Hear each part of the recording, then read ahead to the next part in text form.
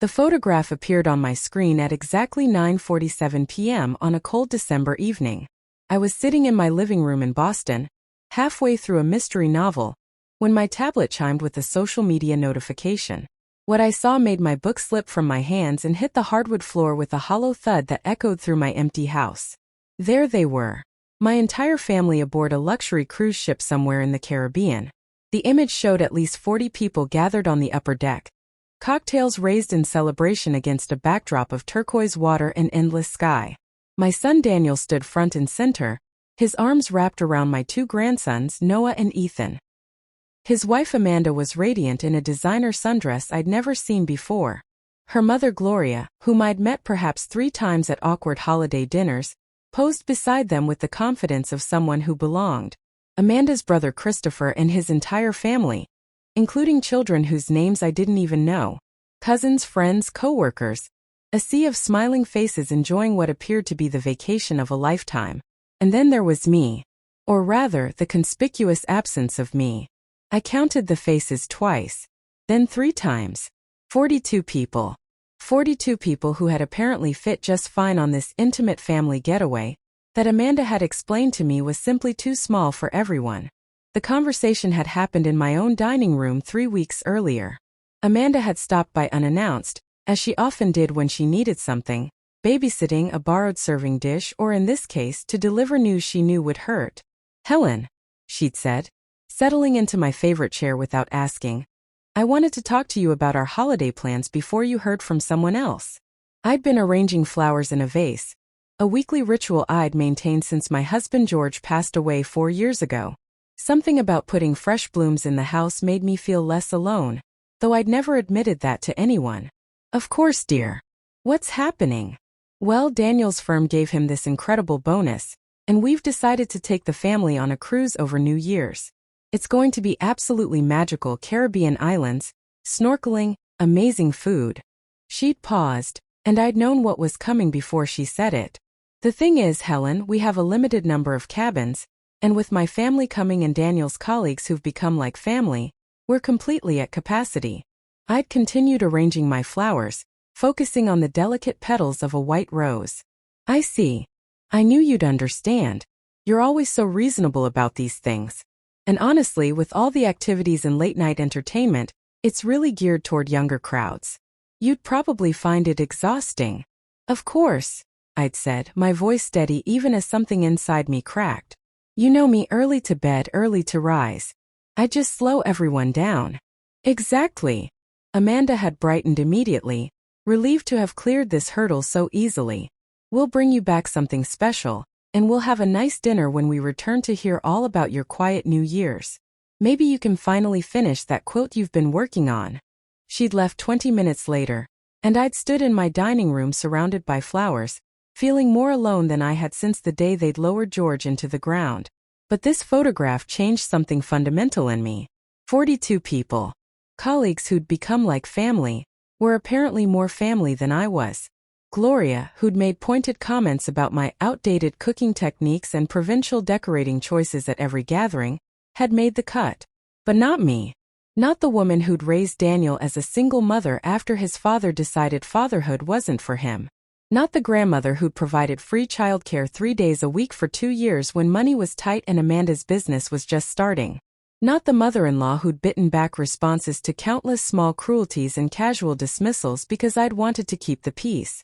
I studied each face in that photograph, memorizing the joy I'd been deemed unworthy to share. In the background I could see a banner, Hanson Family Reunion Cruise. They'd even given it an official name. This wasn't a spontaneous trip with limited space. It was a planned event that someone had deliberately chosen to exclude me from. I set down my tablet with careful precision and walked to my study. The room that Amanda had commented was cluttered and stuck in the past the one time she'd glanced inside. If she'd ever actually entered, she might have noticed that George's dusty old filing cabinets contained something far more interesting than outdated tax returns. I opened my laptop and began typing. Within an hour, I'd made 3 phone calls to old colleagues. By midnight, I owned 47% of Beacon Creative Solutions, the marketing agency where Amanda served as chief creative officer and co-owner. By 2 a.m., I'd scheduled a comprehensive financial audit for January 3rd. But that was just the beginning. The next morning arrived gray and cold, typical January weather in Boston. I woke at 5:30 a.m., earlier than usual, with the kind of crystal clear focus I hadn't experienced in years.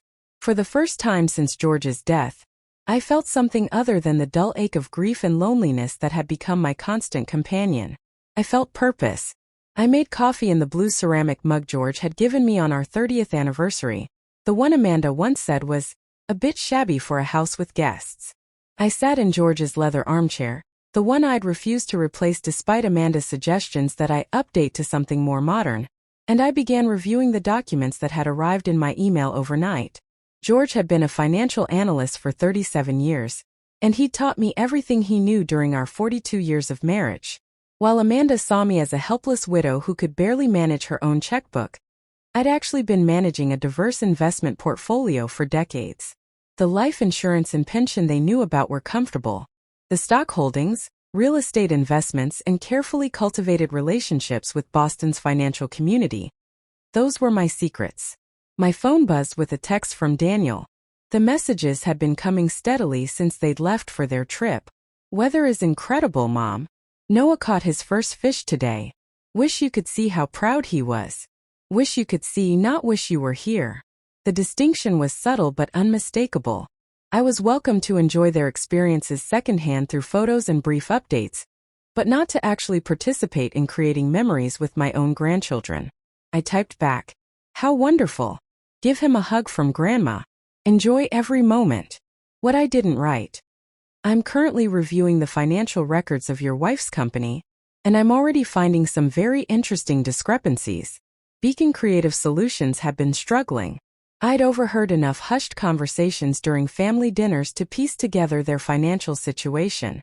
Amanda's Mercedes, the townhouse in Back Bay with its staggering mortgage, Noah's elite private school, Ethan's competitive hockey league.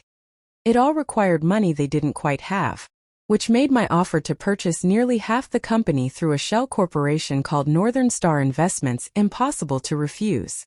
They'd never suspected that Helen Morrison, the sweet grandmother who made too much food and asked too many questions about their lives, was the silent partner who now had access to every financial record, every invoice, every expense report. The irony was delicious. Amanda, who'd spent 4 years telling me I didn't understand modern business or technology, had just sold me partial control of her professional life without even knowing it. I spent the morning reviewing Beacon's financial records with the thoroughness George had taught me. By lunchtime, I'd found the first major red flag. Invoices for premium marketing campaigns that didn't match the basic deliverables actually provided to clients.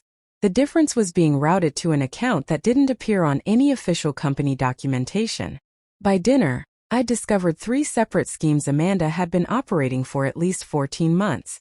There was the systematic overcharging of nonprofit clients who trusted her implicitly, double billing for creative materials that were produced once but charged for twice, and my personal favorite, expensing her personal training sessions with someone named Ryan Fletcher to the company's professional development budget. Ryan Fletcher, age 26 according to his very public Instagram profile, with the kind of sculpted physique that belonged on fitness magazine covers.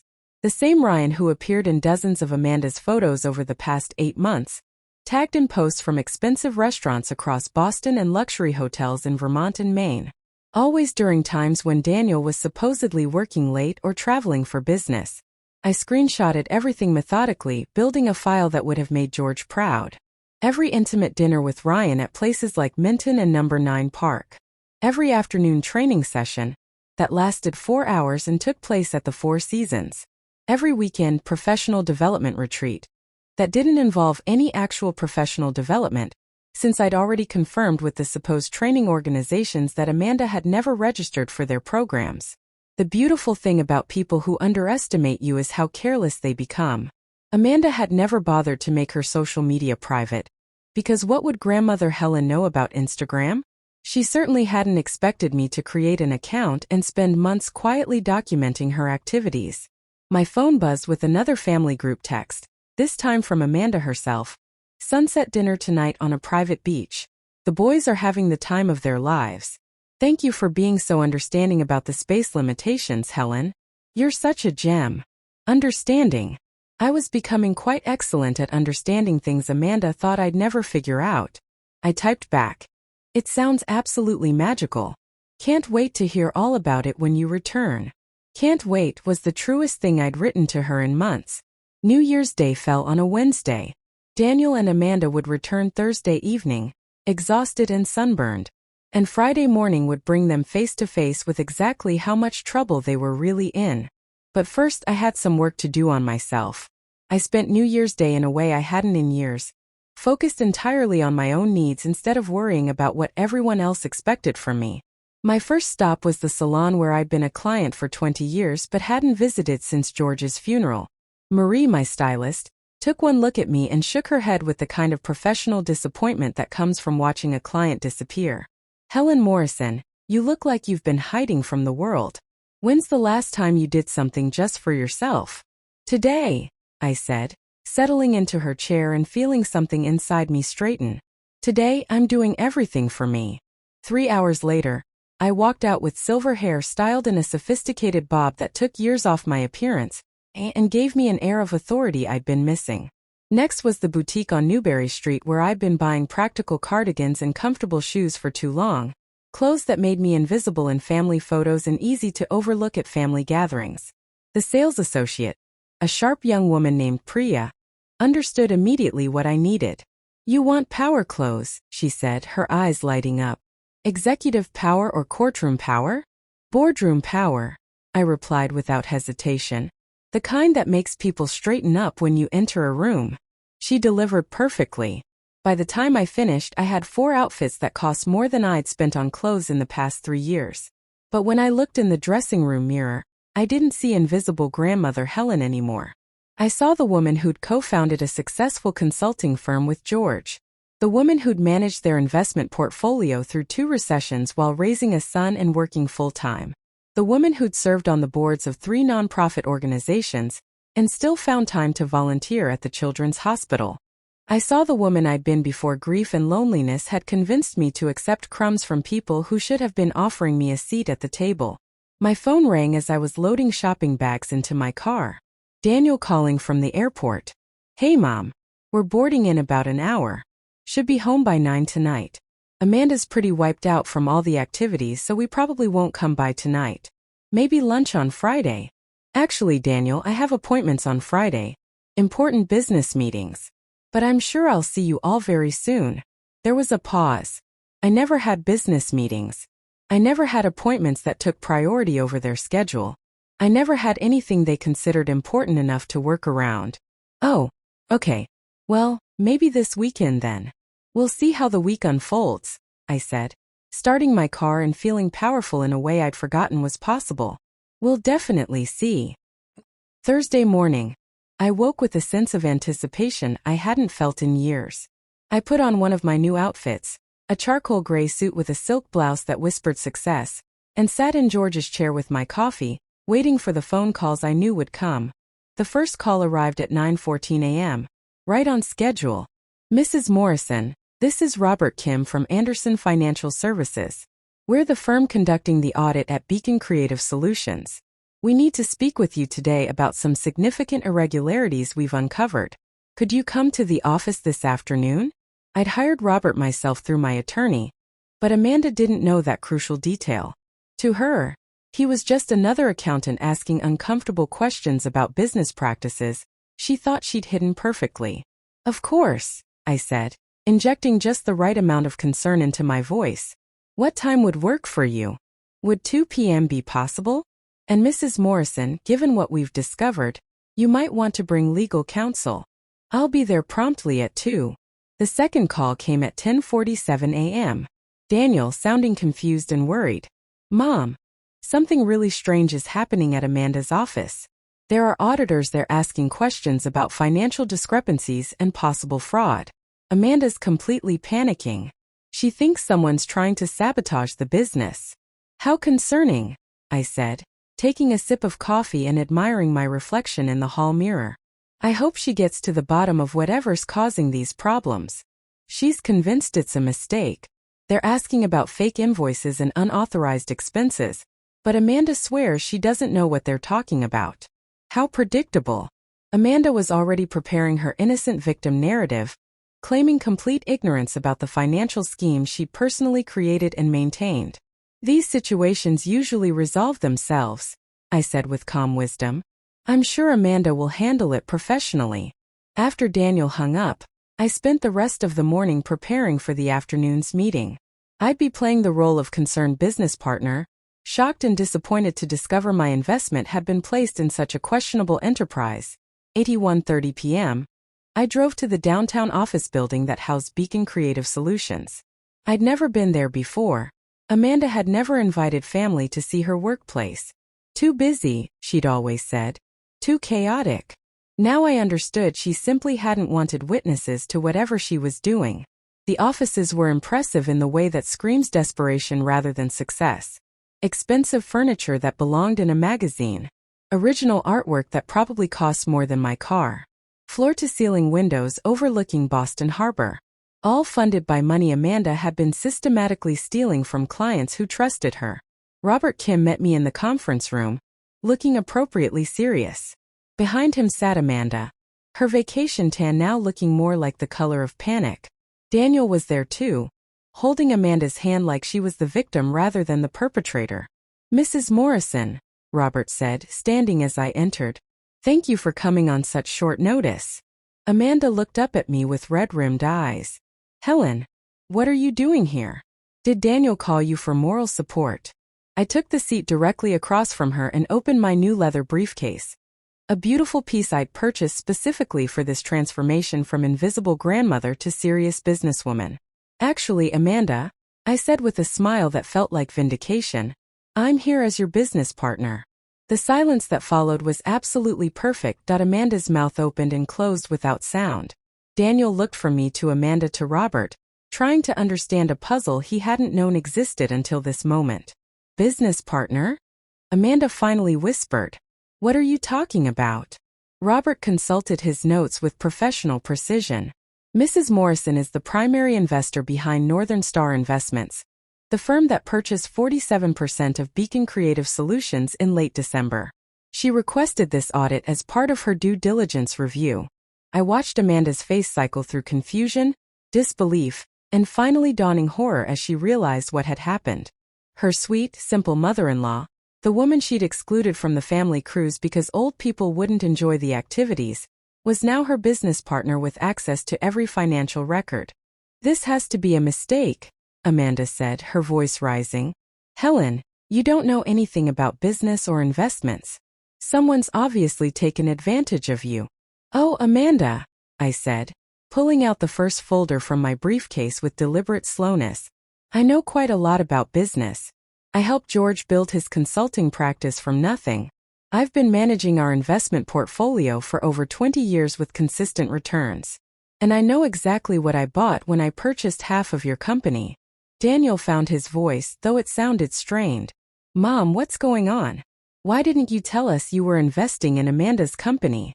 "Because I wanted to see for myself what kind of business my daughter-in-law actually runs when she thinks no one's watching," I said. "And I wanted to understand where all the money was really going." Robert cleared his throat.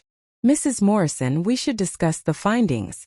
There's substantial evidence of systematic overbilling, fraudulent expense reports, and personal charges disguised as business expenses over an extended period." Amanda's face drained of color. "Those are bookkeeping errors. Simple mistakes that can be corrected with better accounting procedures." "Can they?" I opened my folder and spread documents across the polished conference table like cards in a winning hand. Bank statements, credit card receipts, invoice comparisons, Instagram screenshots printed in vivid color. "Because everything here looks quite intentional to me." Amanda stared at the evidence of her crimes laid out before her. Daniel leaned forward, reading invoice amounts, recognizing charges for restaurants he'd never been to, trips he'd never taken. "Amanda," he said slowly, his voice getting quieter, "this receipt says you had dinner at Mistral last October. But you told me you were at a client dinner in Providence." "I can explain. With Ryan Fletcher," I added helpfully, pointing to the credit card receipt. Your personal trainer, who according to his very public social media, was definitely not in Providence that evening. The last trace of color left Amanda's face as she realized I knew about Ryan. Knew about everything she thought she'd hidden so carefully. Daniel looked at the Instagram screenshots I'd printed. Amanda and Ryan at intimate dinners. Amanda and Ryan at what was clearly a resort in Vermont. Amanda and Ryan in what looked like a hotel suite. How long? Daniel's voice was barely audible. Amanda started crying. Real tears this time, not the calculated tears she'd used to get her way in family discussions. Daniel, it's not what it looks like. I can explain everything. But we all knew exactly what it looked like. Robert Kim coughed discreetly. Perhaps we should focus on the financial irregularities first. Mrs. Morrison, as the largest stakeholder, how would you like to proceed? I looked at Amanda, remembering every dismissive comment, every excluded invitation, every time she'd made me feel too old, too irrelevant, too much trouble to include in my own family's life. I think, I said carefully, savoring each word, we need to discuss Amanda's immediate resignation and restitution for the clients she's defrauded. Amanda's sobs echoed off the conference room walls. But all I could hear was the sound of 42 people celebrating on a cruise ship I'd been deemed too old to enjoy. What happens when Amanda's lawyer arrives with a plan to paint Helen as a confused elder abuse victim? Will Daniel stand by his mother or his wife? And just how deep does Amanda's betrayal really go? Don't miss part 2, where Helen's revenge takes an unexpected turn and family loyalties are tested like never before. The real battle is just beginning. If you're enjoying this story, subscribe to make sure you don't miss what happens next. And let me know in the comments. Have you ever been underestimated by someone who later regretted it? Your story might be featured in an upcoming video. Amanda's attorney arrived 45 minutes later, a woman named Victoria Chun who specialized in crisis management for wealthy clients who'd made catastrophically poor decisions. She wore a navy suit that probably cost $3,000 and carried a briefcase that screamed, "I charge $800 an hour, and I'm worth every penny." She took one look at the evidence spread across the conference table, and her professional composure flickered for just a moment before she recovered. "My client acknowledges some accounting irregularities," Victoria began, setting down her briefcase with practiced confidence. "However, these appear to be honest errors that can be corrected through amended filings and improved oversight systems." I almost admired the attempt. After 4 years of being treated like I couldn't understand a basic news article, watching Amanda's lawyer try to manipulate me with legal jargon was almost amusing. "Honest errors," I repeated, pulling out another folder I'd prepared specifically for this moment. "Like honestly mistaking client funds for personal vacation money? Or honestly mistaking business development with romantic getaways with employees young enough to be your son?" Daniel was staring at Amanda like he'd never seen her before. Like she was a stranger wearing his wife's face and voice. "Amanda, just tell me the truth for once. How long have you been seeing Ryan?" "It's not an affair," Amanda said quickly, her voice taking on that desperate quality of someone whose lies were crumbling faster than she could construct new ones. "He's helping me develop a corporate wellness program for the staff." I slid a hotel receipt across the table, watching Amanda's eyes track it like it was a poisonous snake. "The Mandarin Oriental charges quite a lot for corporate wellness programs, especially their premium suites over 3-day weekends." Victoria cleared her throat with the kind of professional authority designed to intimidate people who didn't know better. "Mrs. Morrison, what exactly are you hoping to accomplish here? Public humiliation? Because my client has children to consider. A family that could be destroyed by vindictive actions. Your client should have considered her children before she started embezzling from business partners and conducting affairs in luxury hotels," I said, keeping my voice perfectly calm despite the anger I felt building. "But since you asked what I want, I'll be crystal clear. I want full restitution of every penny she stole, Amanda's immediate resignation from all company positions, formal apologies to every client she defrauded, and an agreement that she'll never work in marketing in Boston again." "That's impossible," Amanda gasped, her tears flowing freely now. "I built this company from scratch. You can't just take it away from me." "Actually, I can." I opened my briefcase again and pulled out the document I'd been saving for this exact moment. "Robert, would you please explain the current ownership structure?" Robert Kim consulted his notes with the thoroughness of a man who'd been paid very well to be completely accurate. As of this morning's emergency board meeting, Mrs. Morrison now owns 71% of Beacon Creative Solutions. The additional shares were purchased from investors who were, shall we say, concerned about the company's ethical standards once they learned about the financial irregularities and the reputational risk. Amanda's face went from white to gray to an interesting shade of green. You bought out the other investors. How is that even possible? People don't like doing business with thieves, Amanda. It's remarkable how quickly they wanted to sell their shares once they understood what kind of person you really are.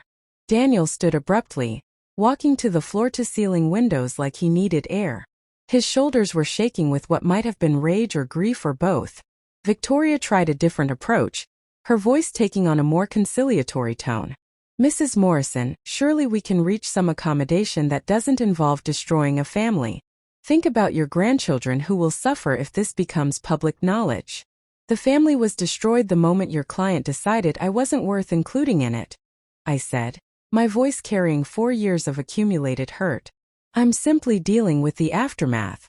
Victoria exchanged a glance with Amanda, some silent communication passing between them.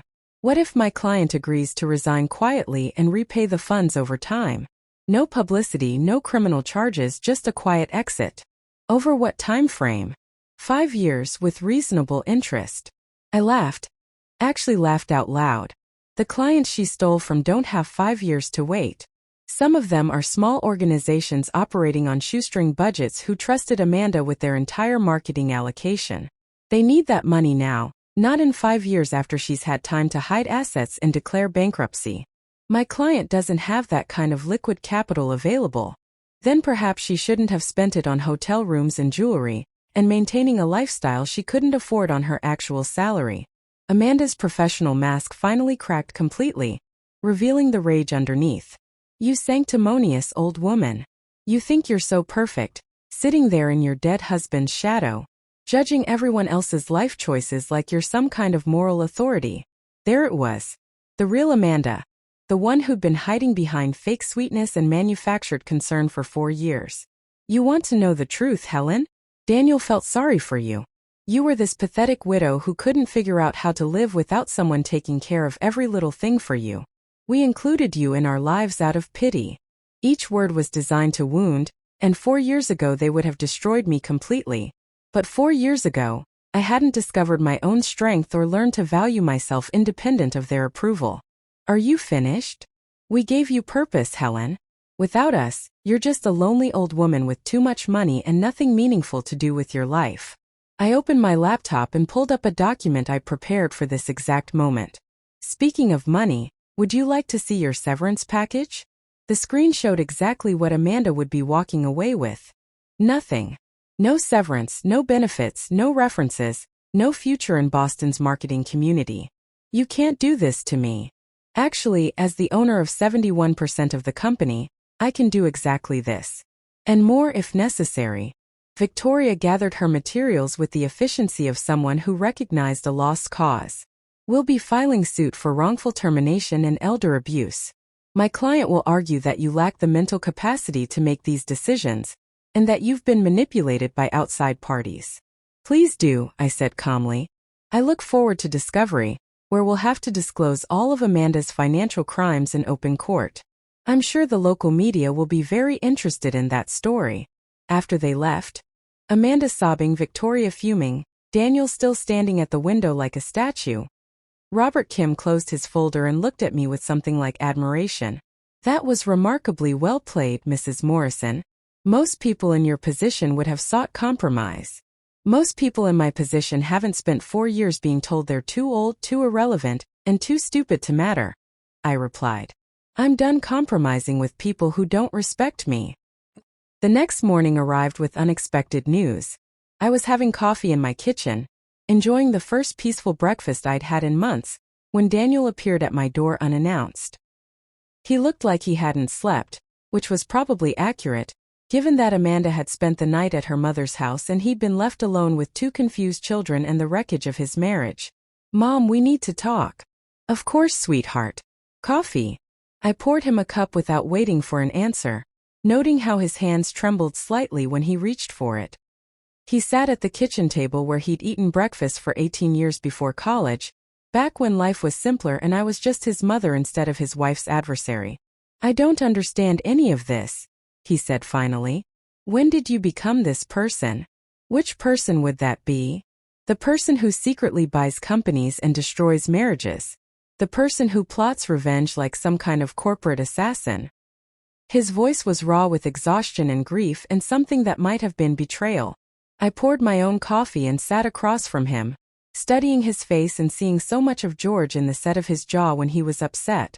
"I became this person when your wife decided I was too old and irrelevant to include in family vacations. I became this person when she spent 4 years treating me like a burden she had to tolerate instead of family she chose to value. So you decided to ruin her life. I decided to stop letting her ruin mine."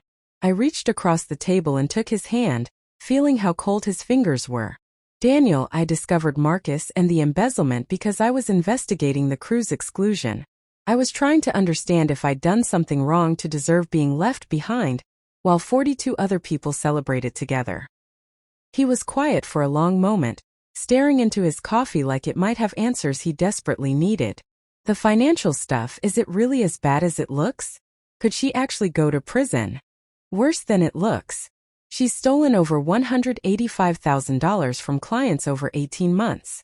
Some of them are small nonprofits who trusted her with their entire annual budget. Yes, she could face criminal charges if those clients decide to press them."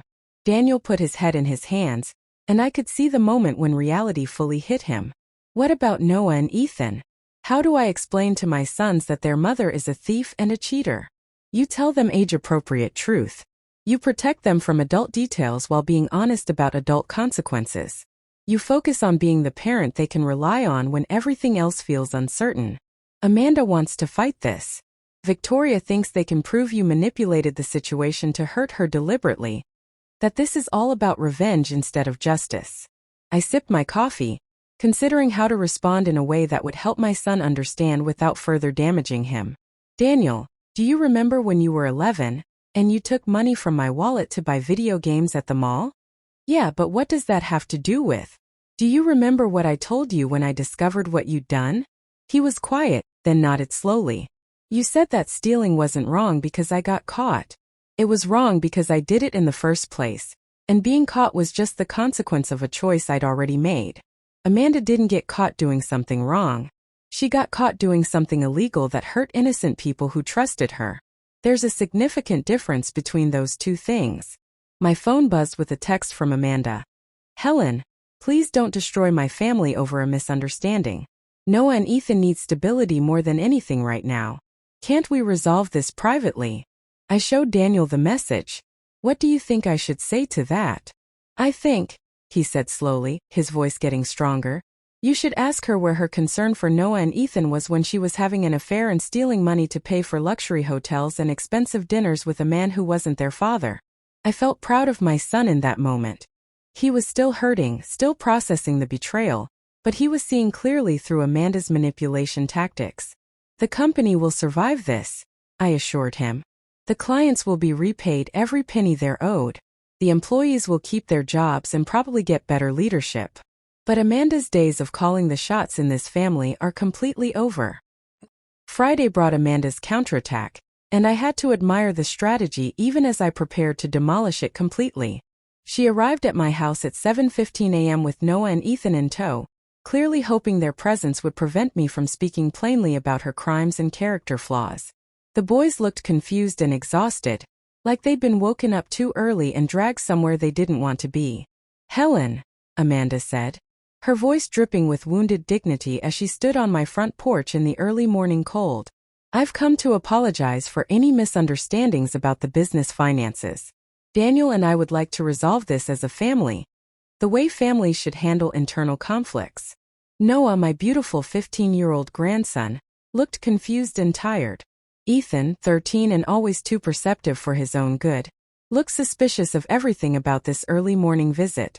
"Grandma," Noah said, "Mom says you're upset about some business stuff and that's why Dad's been sleeping in the guest room."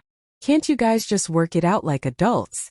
Amanda shot me a look that clearly said, try explaining embezzlement and adultery to a teenager, you heartless witch. Sweetheart, I said carefully. Sometimes adults make poor financial and personal decisions that hurt other people. When that happens, there are consequences that can't be avoided just because we want things to return to how they were. Ethan frowned, his analytical mind already working on the problem. What kind of poor decisions? Amanda jumped in quickly, her voice honeyed with maternal concern. Nothing that can't be fixed with better communication and proper oversight. Just boring business disagreements that adults sometimes have. I looked at my grandsons, these children I loved more than anything, and made a decision about honesty versus protection. Noah, Ethan, would you like some breakfast? I was just making French toast and bacon. Can we talk privately while they eat? Amanda asked, her mask of sweetness slipping slightly. Of course. In my study, surrounded by George's books and the evidence of Amanda's crimes organized in neat folders, she dropped all pretense of family unity. What's it going to take, Helen? Money? A public apology? What do you want to make this go away? I want you to stop lying to your children. I'm protecting them from adult problems. You're protecting yourself from consequences. I sat behind George's old desk, feeling his strength supporting me from beyond the grave. You want to know what I really want, Amanda? I want you to understand that actions have consequences, that you can't steal from people and cheat on your husband, and expect everyone to just pretend it never happened, because it's inconvenient for you. Fine. I made mistakes. I'll pay back the money and end things with Ryan. Are you satisfied? With what money? The funds you embezzled are gone. Spent on hotel rooms and jewelry and expensive dinners, and maintaining a lifestyle you couldn't afford on your actual salary. Amanda's mask finally slipped completely, revealing the rage underneath. You sanctimonious old witch. You think you're so perfect, sitting in your dead husband's chair, judging everyone else's life choices like you have any right. There it is, I said softly. The real Amanda. You want to know the truth? Daniel felt sorry for you. You were this pathetic widow who couldn't function without someone holding your hand. We included you out of pity, Helen. Pity. Each word was designed to wound, and 4 years ago they might have destroyed me.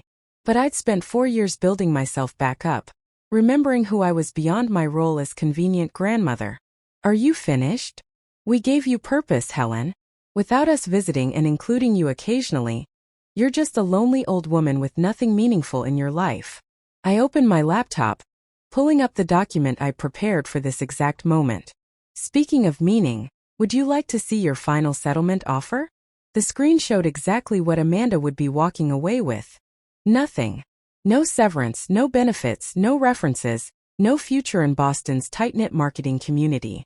You can't do this to me. Actually, as the owner of 71% of the company, I can do exactly this. And more if you continue to fight me. From the kitchen came the sound of my grandsons laughing at something on their phones. Normal kids dealing with an abnormal situation created entirely by their mother's choices. Those children are going to need therapy because of what you're doing to this family, Amanda hissed. No, I replied calmly. They're going to need therapy because of what you did to this family. I'm just making sure they understand the difference between actions and consequences. I'll destroy you, Helen. By the time my lawyers are done, everyone will know you're a bitter old woman who manufactured this entire situation out of jealousy and spite. Please try, I said. I look forward to discovery, where all of your financial crimes will become public record. I'm sure Noah and Ethan will be very interested to learn exactly what their mother was doing in all those hotels with Ryan. Amanda's face went white. She hadn't considered that fighting me would mean exposing everything to her children in ways she couldn't control or spin. She left without another word, practically dragging my grandsons out the door. Through the window, I watched Noah look back at my house with confusion and concern. I waved and he waved back tentatively. I'd have to rebuild that relationship carefully, but at least it would be built on truth instead of Amanda's carefully constructed lies. Sunday afternoon brought the surprise I hadn't anticipated, though perhaps I should have seen it coming. Amanda arrived with Ryan Fletcher, Victoria Chun, and 2 people I didn't recognize. A man in an expensive suit and a woman with a professional camera and a press badge. Helen, Amanda announced like she was serving a subpoena. "I'd like you to meet my attorney Victoria, whom you've already met, and Thomas Bradford from Bradford and Associates. We're also joined by Catherine Willis from Channel 5 News. We're here to discuss your elder abuse situation." I was in my gardening clothes, having spent the morning planting bulbs for spring flowers I might actually be around to enjoy now that I had reasons to look forward to the future instead of just enduring it. "How interesting," I said, pulling off my gardening gloves. "What brings this group to my door?" "We're here to discuss the financial manipulation you've been subjected to," Thomas Bradford said, pulling out his tablet with the confidence of a man who thought he was about to expose a major scandal. "Miss Hansen has evidence that you've been taken advantage of by unscrupulous parties seeking to exploit your grief and isolation. I almost admired the strategy, even as I prepared to destroy it. Paint me as a confused elderly woman being manipulated by mysterious financial predators. Turn Amanda into the victim of elder abuse, rather than the perpetrator of embezzlement and adultery. It was actually quite clever." "Elder abuse," I repeated slowly. "By whom exactly?" "We believe," Thomas said, consulting his notes, "that you've been targeted by financial predators who convinced you to invest in schemes specifically designed to hurt your daughter-in-law's business as part of some kind of revenge plot." Catherine Willis stepped forward with her microphone, her voice dripping with synthetic concern. "Mrs. Morrison, are you aware that your recent business investments may have been influenced by individuals seeking to exploit your grief over your husband's death and your social isolation? What individuals would those be?" "We believe," Thomas said, reading from his tablet like he was reciting a prepared script, "that you've been manipulated into making investments that aren't in your best interests by people who saw you as an easy target." Ryan stood slightly behind Amanda, looking like he'd rather be anywhere else in the world. Smart man. He was about to become the face of adultery on the evening news.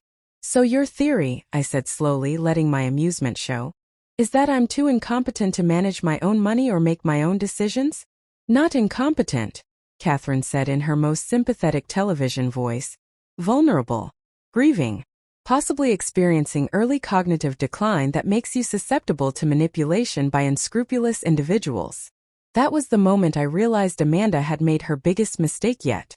She was so desperate to avoid responsibility that she was willing to publicly humiliate me on television, to paint me as a senile old woman who couldn't be trusted with her own checkbook. "Would you like to see some of my financial records?" I asked sweetly, "to help determine if I'm competent to make my own investment decisions?" Amanda looked triumphant, like I was about to hang myself with my own rope. She had no idea what I was about to show them. I went inside and returned with my laptop and a folder I'd prepared for exactly this moment.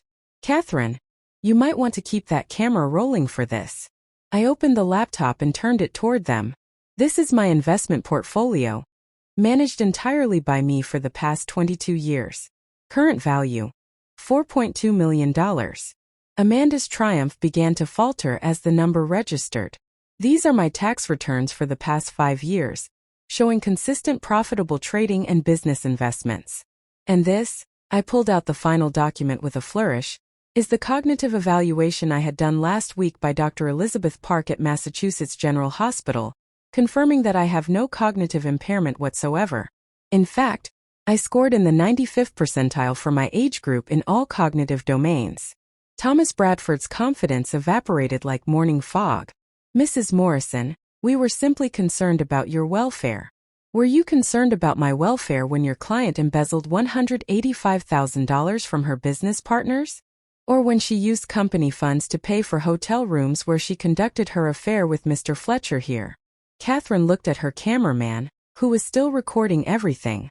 "Are you planning to interview Mr. Fletcher about his role in this story?"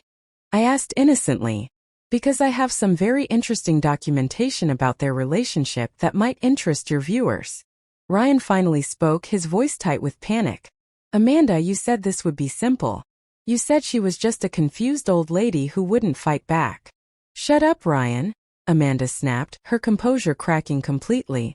"Did you tell Mr. Fletcher that your marriage was over, and you were just waiting for the right time to file for divorce?" I asked, because according to my son, that conversation about ending your marriage never actually happened. He had no idea you were unhappy until he saw the evidence of your affair 3 days ago. Catherine lowered her microphone, suddenly much less interested in this story than she'd been 5 minutes ago. I think we need to verify some additional facts before we proceed with any broadcast. Excellent idea, I said. While you're verifying facts, you might want to look into the nonprofit organizations Amanda defrauded. I'm sure some of them would love to share their stories about how they trusted a marketing professional who stole their money while claiming to help their causes. Amanda realized her nuclear option had just detonated in her face, leaving her more exposed than ever before. Thomas Bradford was already backing toward his car, clearly regretting whatever fee Amanda had paid him to pursue this strategy. Ryan followed him, practically running. Catherine and her cameraman left without another word, though I noticed she kept the camera running until they were off my property, probably already calculating how to turn this into a different story. Local marketing executive accused of embezzlement had a much better ring than elderly woman victimized by family. Amanda stood alone on my front walk, her army of support having abandoned her in minutes. This isn't over, Helen. Actually, it is.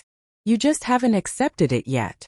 She left without another word, and I went back to planting my bulbs, daffodils and tulips that would bloom in the spring, reminding me that things that looked dead could come back to life with proper care and attention. Helen has won this battle, but the war is far from over. Amanda's desperate moves have failed. But what happens when the grandsons discover the full truth? How will Helen rebuild her relationship with Noah and Ethan? And what final confrontation is brewing as the legal consequences begin to pile up? Don't miss part 3, where Helen faces her biggest challenge yet, helping her grandsons understand what happened while protecting them from the worst of their mother's actions. Plus, Amanda makes one last desperate move that could change everything. Subscribe now so you don't miss what happens next. And share in the comments, have you ever had to choose between protecting someone's feelings and telling them the truth they needed to hear? Your insights could help others facing similar situations. The following Tuesday morning, I received a call I'd been half expecting but still dreaded. It was from Lincoln Academy, the prestigious private school where Noah was in his sophomore year. Mrs. Morrison, this is Principal Davidson. I'm calling about Noah. He's in my office quite upset, and he's asking to speak with you. Would you be able to come to the school? My heart sank. Is he all right? Is he hurt? He's not physically hurt, but he's emotionally distressed. Apparently, some information about his family situation has circulated among the students, and he's having difficulty coping. His mother is unreachable, and his father is in court all day. You're listed as an emergency contact. I'll be there in 20 minutes. I arrived at Lincoln Academy in 15 minutes, my new confidence carrying me through the imposing entrance of the school that cost more per year than many people's salaries. Principal Davidson, a dignified woman in her 50s, met me in the reception area. Mrs. Morrison, thank you for coming so quickly. Noah is in my office. He's been crying for the past hour and frankly, we're concerned about him.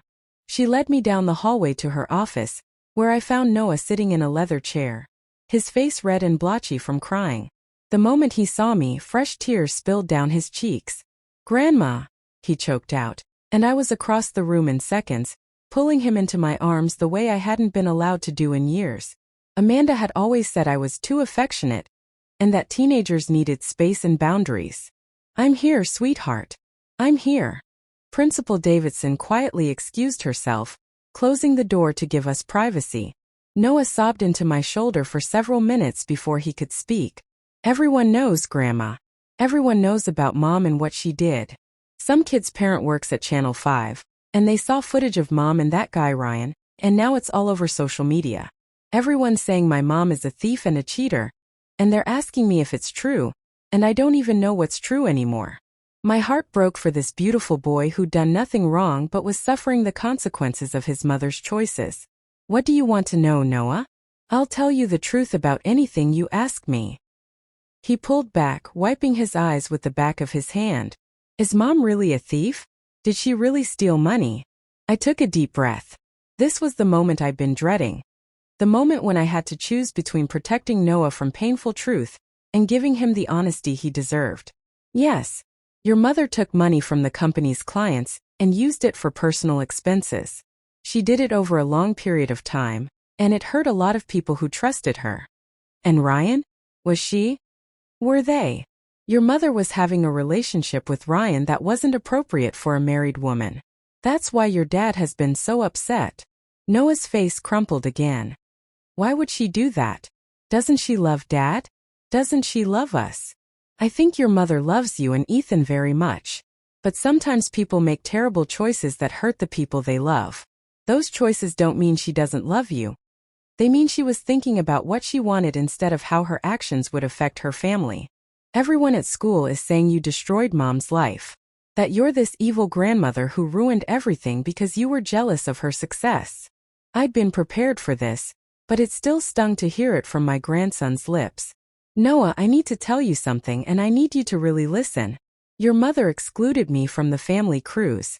She told me there wasn't enough space, but then I saw photos showing 42 people on that trip. That hurt me deeply. But it also made me curious about where the money was coming from for such an expensive vacation. I pulled out my phone and showed him the photo that had started everything. When I investigated, I discovered your mother was stealing from her clients. I didn't make her steal that money, I just discovered that she had. Do you understand the difference? Noah stared at the photo, counting faces the way I had. 42 people. But not you. Not me. I wasn't deemed important enough to include. Even though I'm your grandmother and I love you boys more than anything in this world. Mom always said you were too old for stuff. That you wouldn't enjoy the activities we did. That you'd just slow us down. His voice was small, ashamed. And did you believe her? Noah thought about it, really considered the question. I guess I did. I never questioned it. But Grandma, you're not old. I mean, you are old, but not like, you're not boring or slow. You taught me how to build that robot last year. You can beat me at video games. You're cooler than half my friends' grandparents who do go on trips with them. Everyone at school is saying you destroyed Mom's life. That you're this evil grandmother who ruined everything because you were jealous of her success. I'd been prepared for this, but it still stung to hear it from my grandson's lips. Noah, I need to tell you something and I need you to really listen. Your mother excluded me from the family cruise. She told me there wasn't enough space. But then I saw photos showing 42 people on that trip. That hurt me deeply. But it also made me curious about where the money was coming from for such an expensive vacation. I pulled out my phone and showed him the photo that had started everything. When I investigated, I discovered your mother was stealing from her clients. I didn't make her steal that money, I just discovered that she had. Do you understand the difference? Noah stared at the photo, counting faces the way I had. 42 people. But not you. Not me.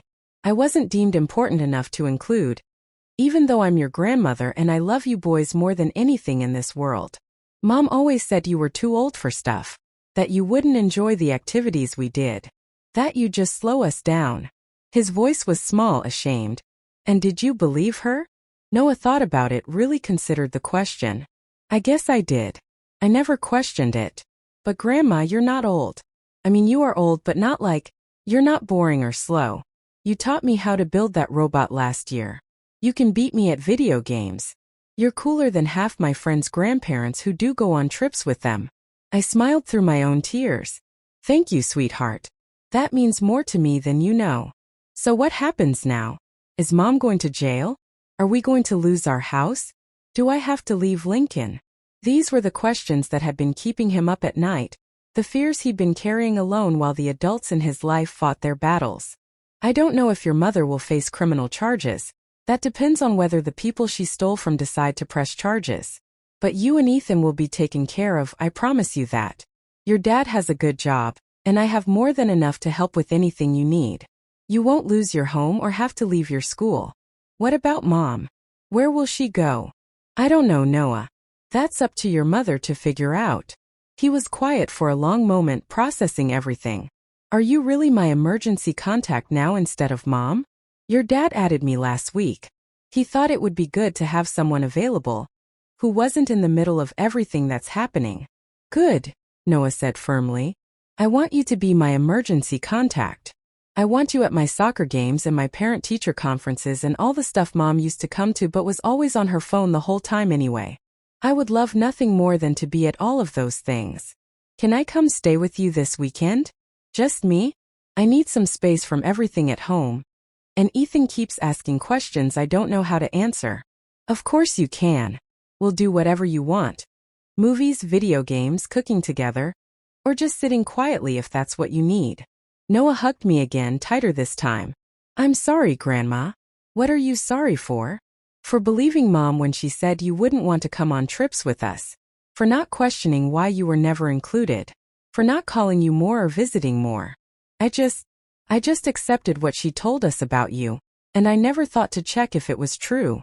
Oh, sweetheart, you have nothing to apologize for. You're 15 years old. You're not responsible for managing adult relationships or seeing through manipulation. That's on the adults, not on you. We stayed in Principal Davidson's office for another 20 minutes, just talking and reconnecting in a way we hadn't been able to do in years. When we finally left, Noah held my hand walking through the hallway, something he hadn't done since he was 10 years old. Principal Davidson caught us before we left. Mrs. Morrison, Noah will need to take the rest of the day off. He's too emotionally raw to return to classes. Will you be taking him home? He's coming home with me, I said firmly. I'll let his father know.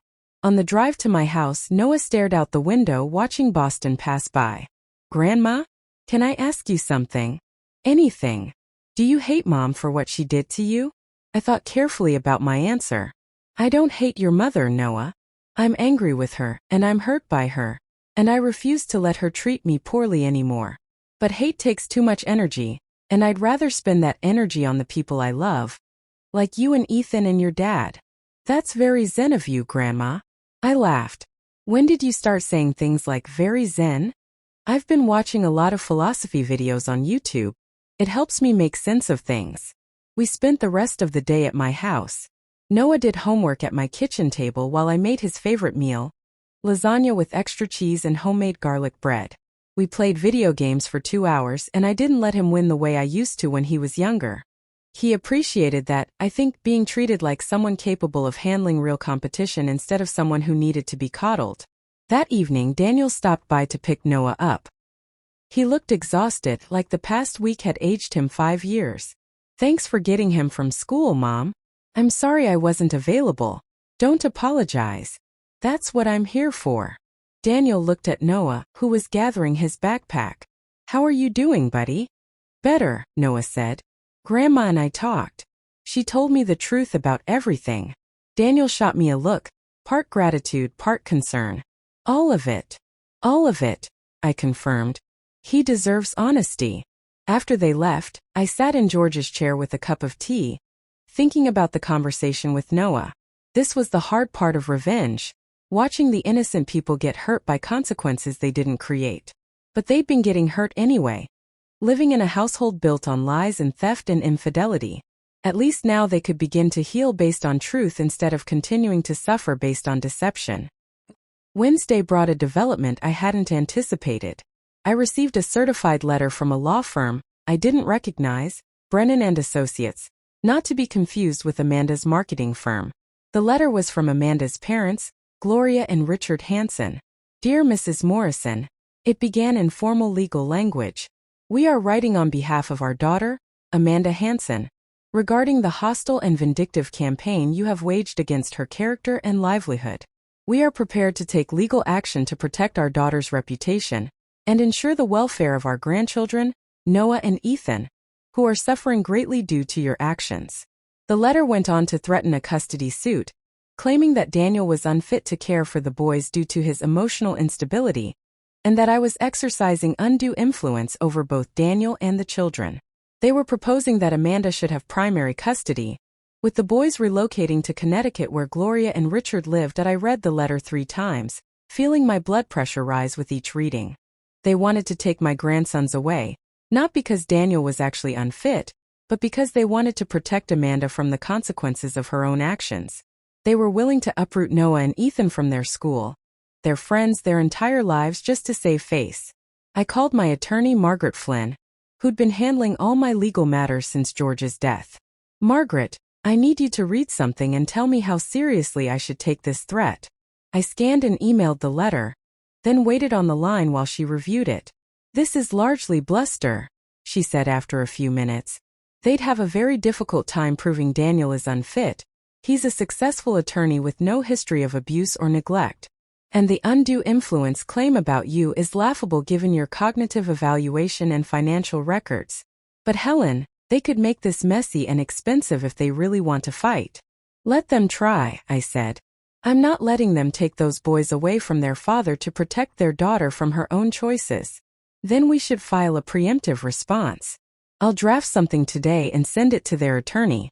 We'll make it clear that any custody challenge will result in full disclosure of Amanda's criminal activity, which would actually make her the unfit parent in this scenario. Do it. After I hung up, I called Daniel to warn him about the letter. He was at his office and I could hear the stress in his voice even before I explained why I was calling. They're doing what? He exploded after I read him the letter. They want to take my kids away? My kids. Because I'm upset that my wife stole money and cheated on me. They're desperate, Daniel. Amanda must have convinced them this is all my fault, and they're trying to protect her. Well, they can go to hell. Noah and Ethan are staying with me. I don't care what kind of legal threats they make. Margaret Flynn is already drafting a response. But Daniel, you need to be prepared. This could get very ugly. Let it get ugly, Mom. I'm done pretending everything is fine to make other people comfortable. I'd never been more proud of my son. Thursday afternoon, I received an unexpected visitor. Gloria Hanson appeared at my door, alone this time, looking far less confident than she had in her legal letter. Helen, may I come in? I considered saying no, but curiosity got the better of me. Of course. I led her to my living room, the same room Amanda had once criticized for being too cluttered with memories, because I kept photos of George everywhere. Gloria sat on the edge of my sofa, looking uncomfortable. I owe you an apology. That was not what I'd been expecting. I received your attorney's response to our letter. She included documentation. Things I didn't know about Amanda's activities. Things Amanda told me were lies you'd fabricated. They're not lies. I know that now.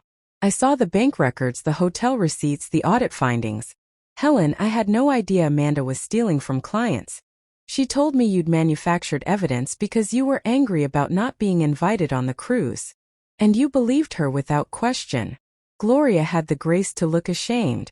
She's my daughter. I wanted to believe her version of events. But the evidence your attorney provided, there's no other way to interpret it. What about the affair with Ryan? She told me he was just a friend. That you'd misinterpreted their professional relationship. Gloria's voice broke slightly. I saw the photos, Helen. Those aren't the photos of a professional relationship. We sat in silence for a moment, two mothers dealing with difficult truths about their children. I'm not withdrawing the custody threat because of you, Gloria said finally.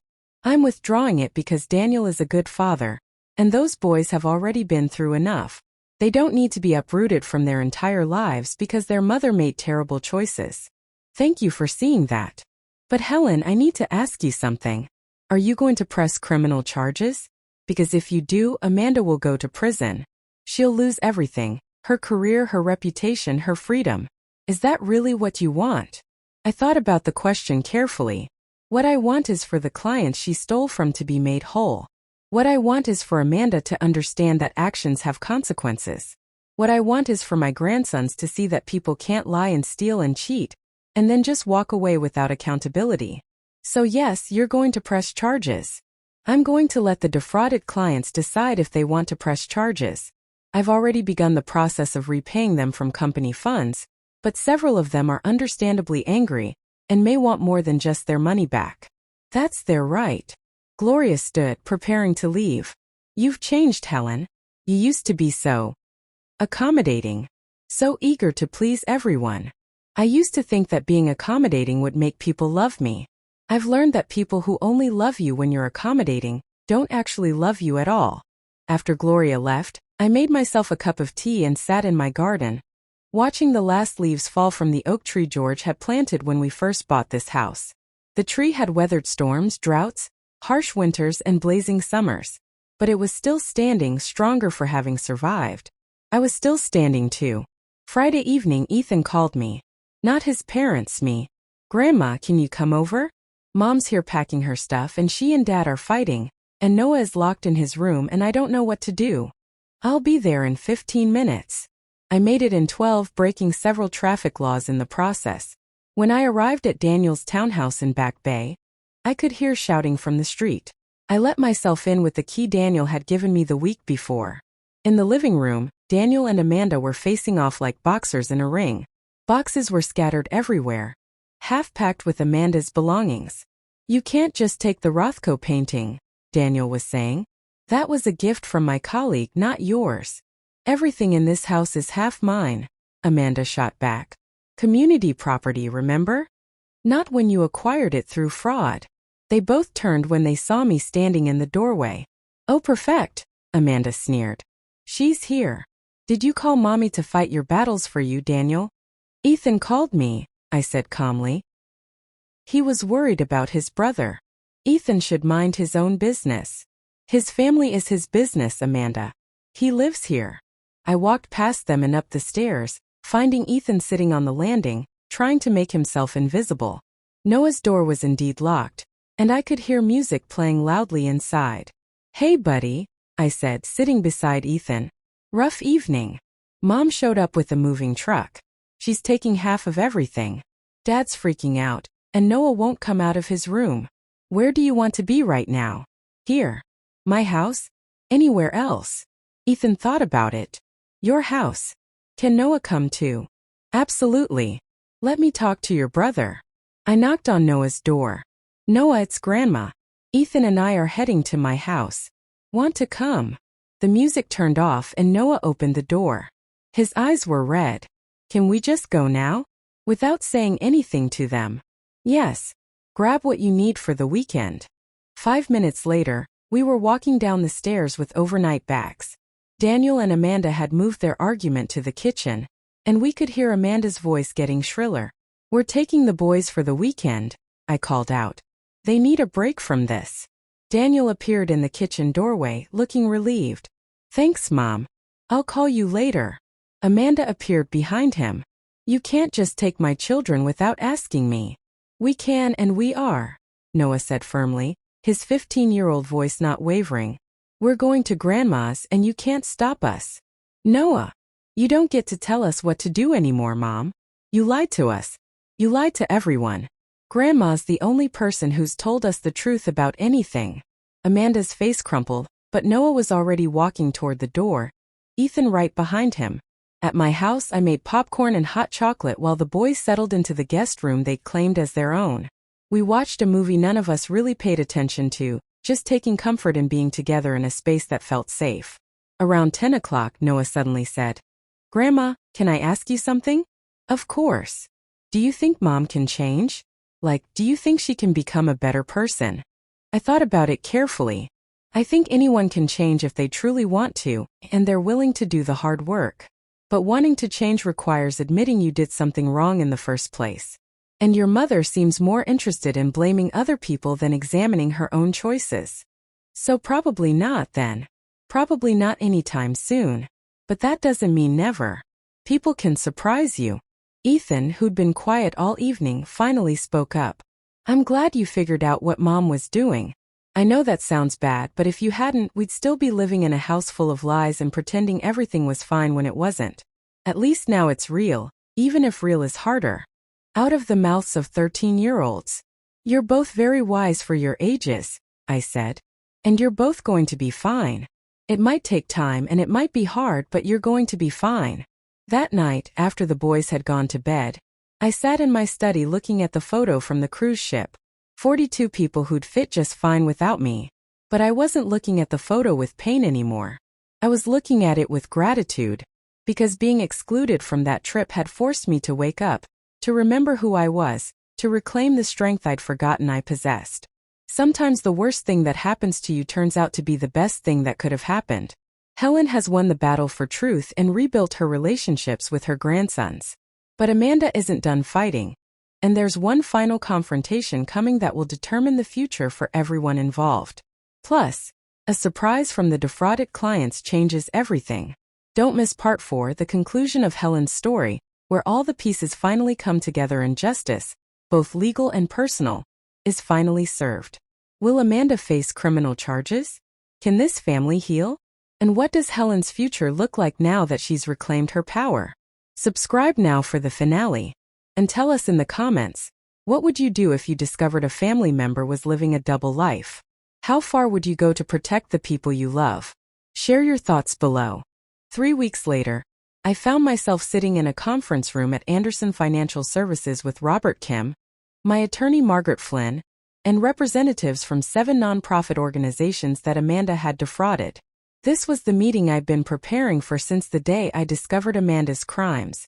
The representatives ranged from a young woman who ran an animal rescue to an elderly man who'd founded a literacy program for underprivileged children. Each of them had trusted Amanda with their limited marketing budgets, and each of them had been systematically robbed. "Thank you all for coming," I began, standing at the head of the table. "I know this has been a difficult time for your organizations. You trusted someone who betrayed that trust, and I want you to know that as the current owner of Beacon Creative Solutions, I take full responsibility for making this right." The elderly man, whose name was Frank Martinez, spoke first. "Mrs. Morrison, we appreciate the full reimbursement you've already provided. But money isn't the only thing we lost. My literacy program had to cancel 3 community events because we thought we couldn't afford them. We lost momentum, we lost volunteers, and we lost opportunities to help children who needed us. I understand, Mr. Martinez, and I'm not here to ask you to forgive what happened. I'm here to ask what you need from me beyond financial restitution." The young woman from the animal rescue, Sarah Chun, leaned forward. "We need to know this won't happen again. We need systems in place to protect small organizations like ours from predatory practices. And frankly, we need to know what's happening with Amanda Hansen. Is she facing criminal charges?" I looked at Margaret Flynn, who nodded for me to continue. "That decision is ultimately yours to make, not mine. I've repaid everyone's losses with interest from company funds, but if you want to press charges, I will support you fully. I'll provide all the documentation, I'll testify if needed, and I'll make sure Amanda understands that actions have consequences." The room was quiet for a moment as everyone processed this. "Can I speak plainly?" asked a middle-aged woman named Jennifer Wu who ran a women's shelter. "I don't want to see another woman's life destroyed, even one who hurt us. But I also don't want her doing this to other people. What guarantee do we have that she won't just move to another city and start over?" "I can't guarantee what Amanda will do," I said honestly. "But I can tell you that she's been blacklisted from working in marketing throughout Boston. Her reputation in the industry is destroyed. And if you press charges, that becomes a matter of public record that will follow her everywhere." Frank Martinez spoke again, his voice thoughtful. "What if there was a middle ground?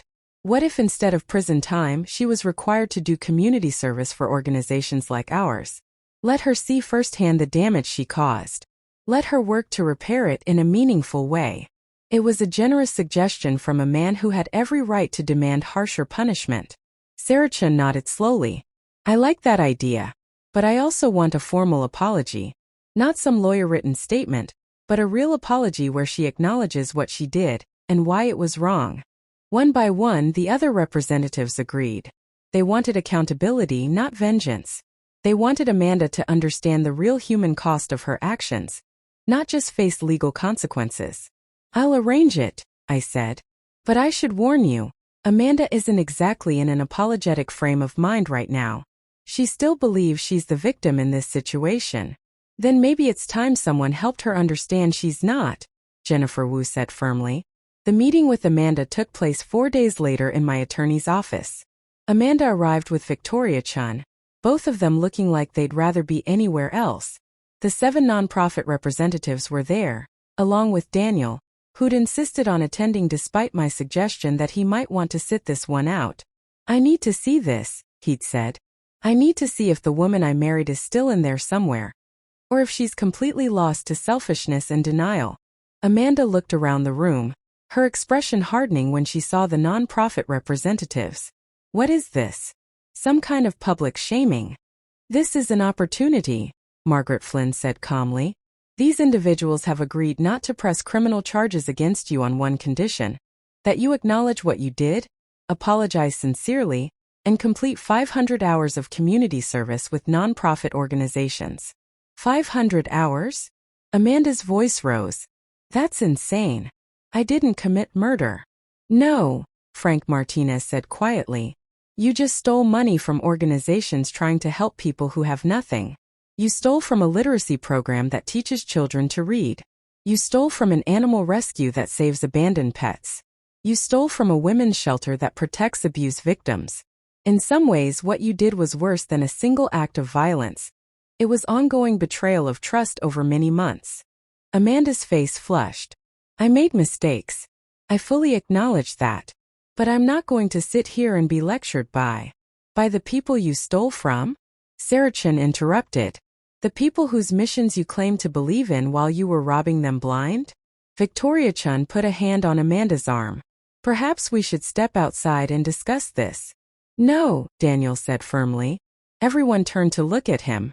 No more private conversations where Amanda gets to spin her version of events. She does this here now in front of everyone, or the deal is off and they press charges.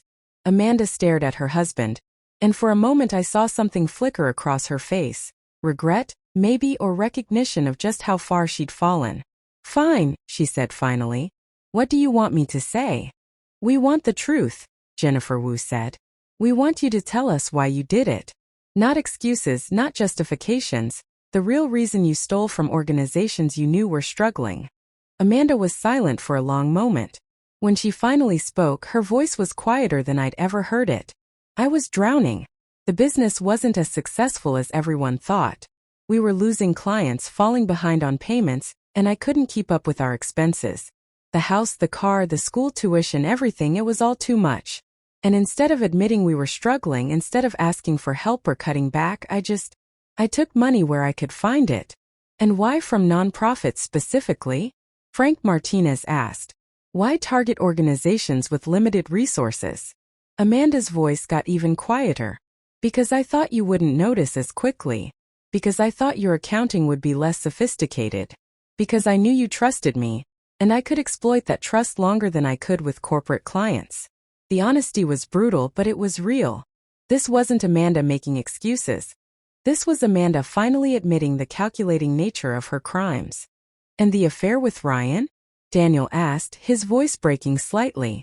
Where does that fit into your drowning? That was different. I felt invisible. You were always working, the kids were always busy, Helen. She glanced at me, then away.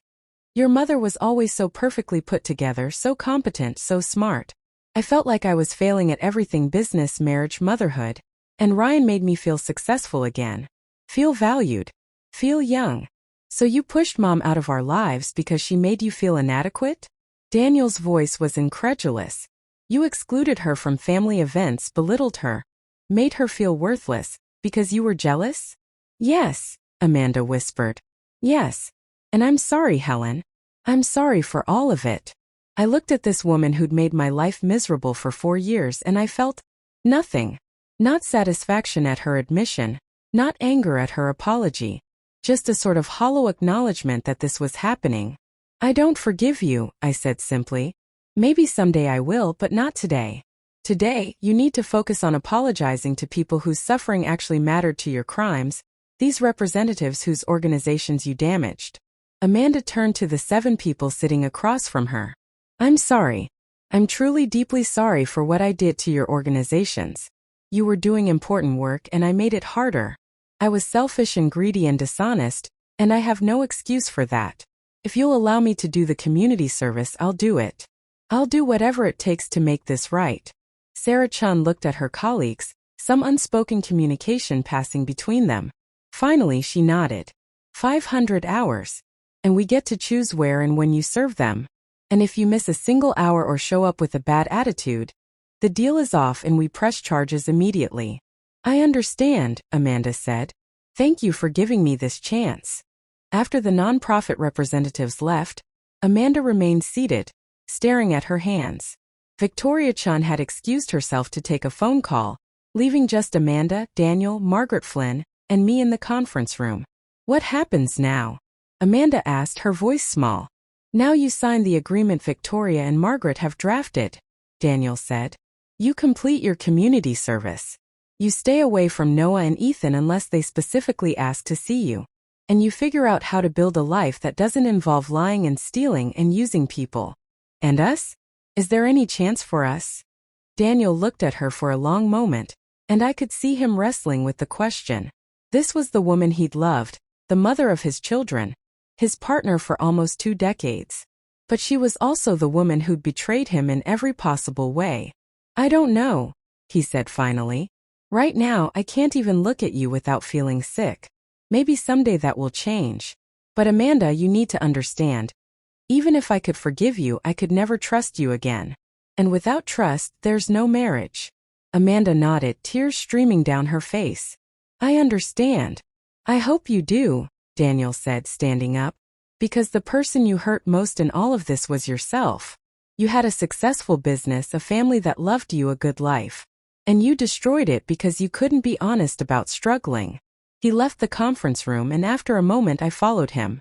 In the hallway I found him leaning against the wall, breathing hard like he'd just run a marathon. You okay? I asked. No. But I will be. Eventually. He looked at me, his eyes red. Mom, I'm sorry. I'm so sorry for not seeing what she was doing to you. For not standing up for you when she excluded you and belittled you, and made you feel like you didn't matter. Daniel, you can't blame yourself for Amanda's choices. But I enabled them. Every time she made a comment about you being too old or too traditional or too anything, I just stayed quiet.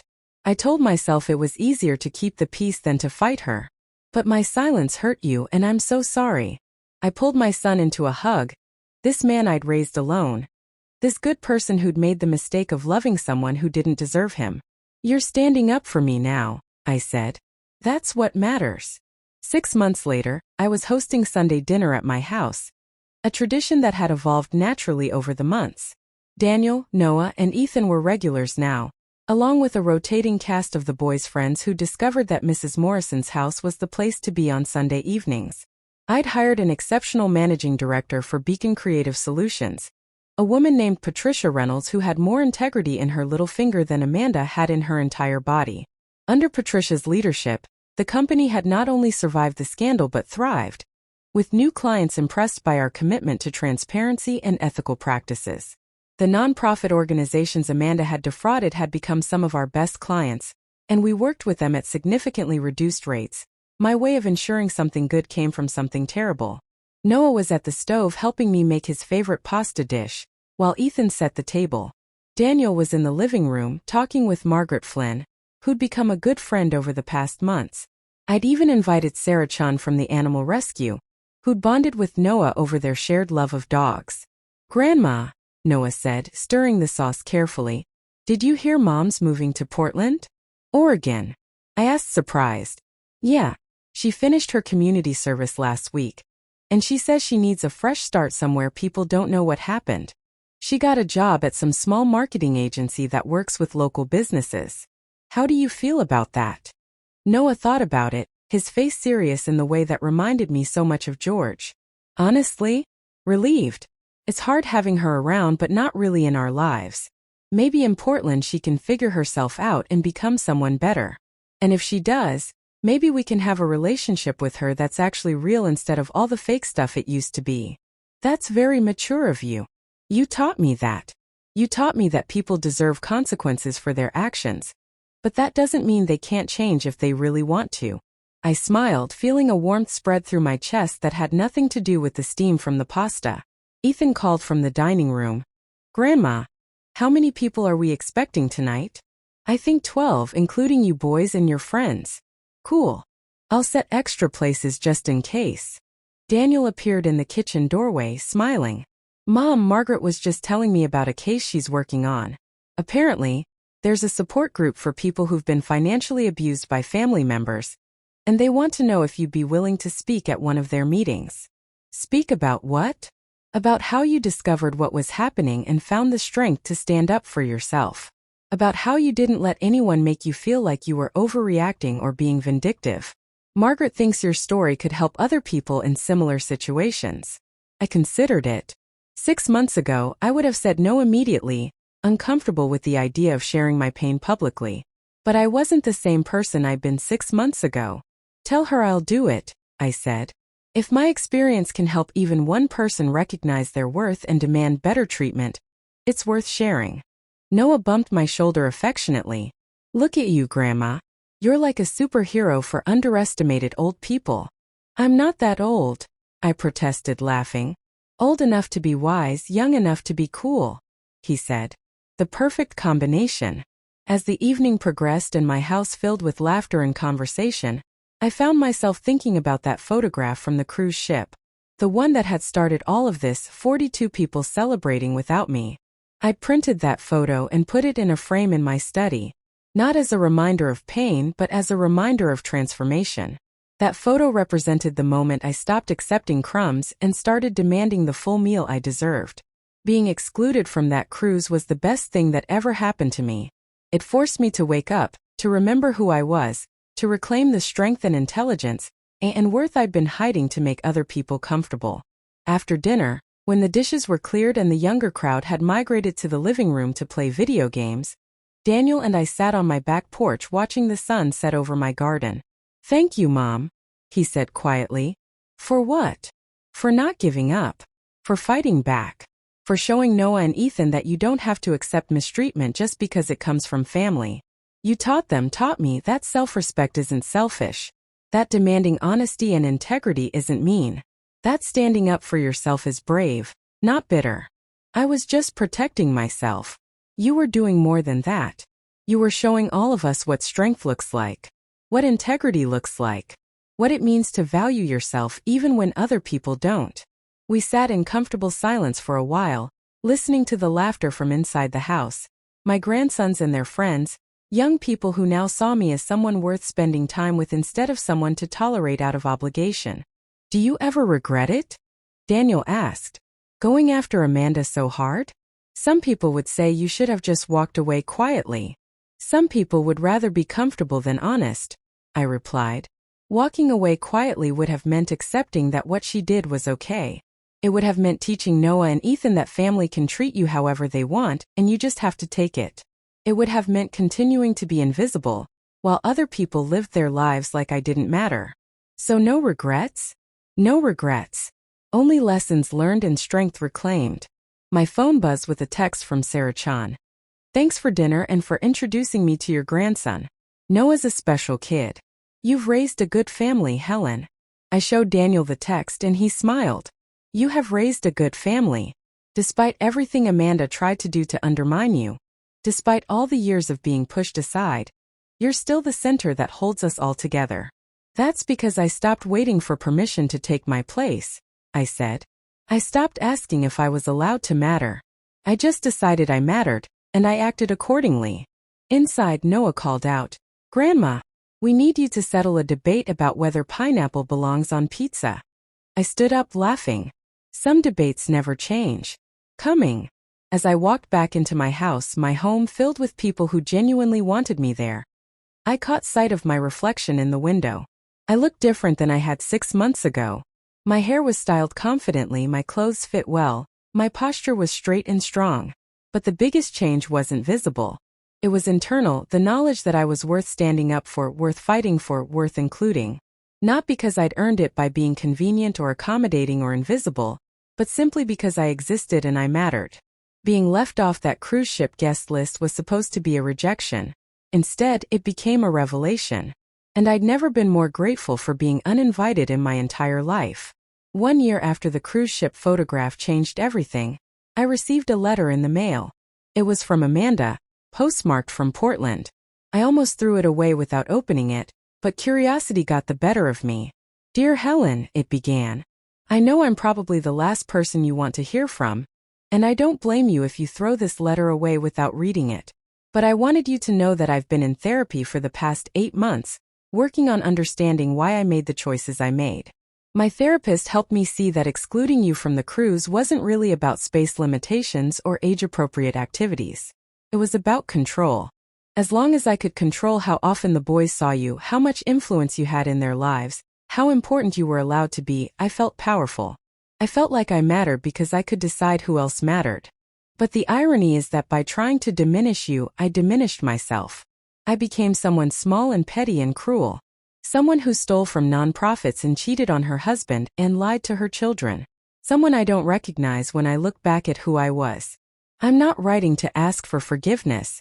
I don't deserve that. I'm writing to tell you that you were right about everything. I needed consequences. I needed to face what I'd done. I needed someone strong enough to hold me accountable when no one else would. I'm working at a small agency here, making a fraction of what I used to make. I live in a modest apartment and drive a used car. My life looks nothing like it did a year ago. But for the first time in years, I'm not lying to anyone, including myself. I know I can't undo the damage I did. But I wanted you to know that your refusal to accept my treatment changed my life. It didn't feel like a gift at the time, it felt like destruction. But now I understand that sometimes love means destroying who someone has become so they can rebuild into who they should be. Thank you for being strong enough to do what no one else would. Thank you for not letting me get away with it. And thank you for being the grandmother Noah and Ethan deserve, even when I tried so hard to prevent that. I hope someday I can be half the person you are. With genuine remorse and respect. Amanda. I read the letter twice, then folded it carefully and put it in my desk drawer. I might show it to Daniel someday, maybe even to the boys when they were older. Or maybe I'd keep it as a private reminder that people can change, even when you've stopped believing they will. But I didn't write back. Amanda's journey toward becoming a better person was hers to walk, not mine to facilitate. I had my own journey to focus on, the journey of being Helen Morrison, not just someone's mother or grandmother or mother-in-law, but a person in my own right with value and purpose and agency. The woman who'd been left off a cruise ship guest list and discovered she was better off sailing her own course. Thank you for following Helen's story from painful exclusion to powerful transformation. If this resonated with you, please subscribe to hear more stories about people who refused to accept mistreatment and found their strength in unexpected places. Share in the comments. What's your cruise ship moment? The time you realized you deserved better and decided to demand it? Your story might inspire someone else who needs to hear it. Remember, you don't need anyone's permission to matter. You already do.